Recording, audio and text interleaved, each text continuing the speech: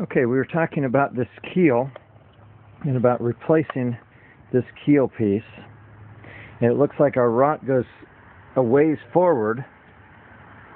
Right. We don't really know how far forward. Yeah, so at first I thought we were talking about 2 or 3 frame bays, you know, about 4 foot of keel, and now we've actually gone all the way through the keel, and actually we would be going through one bottom plank right there and the plywood right there. We keep on moving up. It feels pretty soft still. It's not, I didn't go all the way through. I wasn't going to be able to go all the way through, but it's still pretty soft. Let's see what we have here. Whoa, yeah, some pretty soft keel. So we were talking as we were downloading the last video, and then the keel gets a little soft on top, but it's not real deep up here. So, but basically, that's eventually going to go because the rot's in there. Okay, now that rot, there's really no way we could take care of that with that penetrating epoxy sealer. That's not going to slow the rot down up there that you've got with the CPAS. Now the CPAS guy will probably tell you can stop it, but you know, I've tried that and on my own boats, and eventually you got to just bite the bullet and replace the wood. But by stopping it, we're still not restoring the original strength. Yeah, no, he would also claim that you are, but oh, okay. But that's just you know, I don't want to get in a fight with that guy, but anyway, I believe in using the CPAS as chemotherapy in case I missed anything. Okay. And I really believe that to do the job right, you really have to get rid of the cancer. So at this point with that keel, now you could actually repair this by removing the garboard planks. Those are each plank on either side of the keel. Okay. And you could cut the plywood where the seam on the plywood would not line up with the seam on the planks. Okay. And you could cut the plywood, and you could then, when you put it all back together, put your plank on with 5200, and that would fill that plywood seam, and you could actually just repair this. And it could be done from underneath the boat, or of course, obviously, it'd be easier if you were working with the boat inverted. But now I'm not going to have any jacks or anything, but there are methods for rolling a boat over just using some plywood templates. Yes. And yes, some rollers that way. Okay, so I could do that. Yeah, that's one method. Some people put some old tires down on the floor, and they get about 6 of their buddies, and they roll it over that way. Okay, but we'd probably, if we did it that way, we're going to put force on these sides, pushing these sides in, so we'd probably want to put some braces. Any kind of rollover that you do, you would probably want to put some, you want to put some X bracing in. You take your ceiling boards out, and you would brace from the top here to down by your feet on the other side, and the top on the other side to down here. And tie in, and do that in 2 spots on the boat. Okay, good. You know, about 1/3 of the way in from that end, and 1/3 of the way in the cockpit from this end. Okay. And but now, if we take the boat over upside down, then we might as well.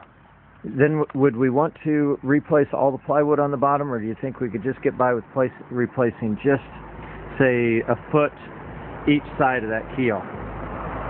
Yeah, we could get by with even less on each side of the keel, you know. If you were to do the garboard plank, this is a butt block right here for your garboard plank. Your garboard plank is that strake, or that row of planks. A strake is a row. That strake of planks is butted together right there. You have 1 plank forward and 1 plank in reverse on the back side, and there's your butt block. So really, you know, you could come over 3 or 4 inches. It looks like 3 inches, and you could have your plywood seam in the middle of what your plank seam is, and of course you'd have a rubber layer of 3M 5200 in between the two, so it would never leak there. It's all bonded together. Okay. You know, you'd be fine. You could even then, it might be a little bit of an overkill, but you could even put a plywood batten, if you will, on the back side, so that seam, the plywood seam, is actually has a batten of 3/8 plywood, marine plywood over it. Okay. So now, if I flip it over, then what about taking? You said you'd pull off the plank on each side of the keel, that garboard plank. Mm-hmm. But what about pulling off all the planks and then just coating the whole bottom with the 5200 and putting the old planks back on? With this keel problem, if we were to find any problem in either one of the chines, I would say, yeah, just pull your plywood off, and then I would replace the plywood. Oh. I would just put a whole new 5200 bottom on it. You could reuse some of the planks that don't show any rot, any deterioration. So we're at the point where, like, if I find another isolated spot, okay, you know, and it's in a keel, it's in a chine, which are going to be, here's a chine out here. Okay. If I find any more, it's going to be like, okay, all of a sudden it's just going to be easier to take the bottom off. Because now these frames will be very simple to put in with the bottom off, and you've got two frames to do. Yes.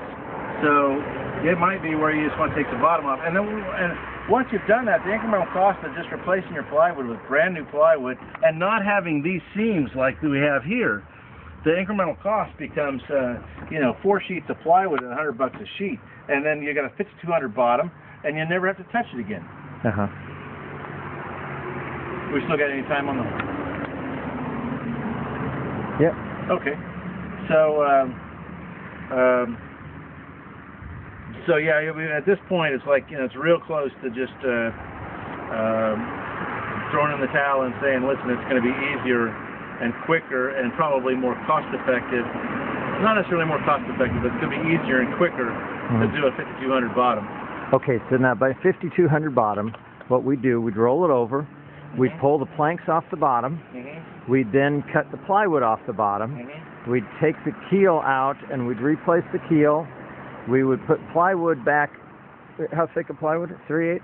That's probably 3/8. Actually, that might be quarter. Okay. You have to tell. It's either going to be quarter or 3/8. Okay, so we put new plywood on, and then we either put the old planks back on, or we put new planks on, depending on what they're... Yeah, depending on the condition. But we'd bed them all in 5200. Bed them all in 5200, so you'll have a plywood layer that's waterproof.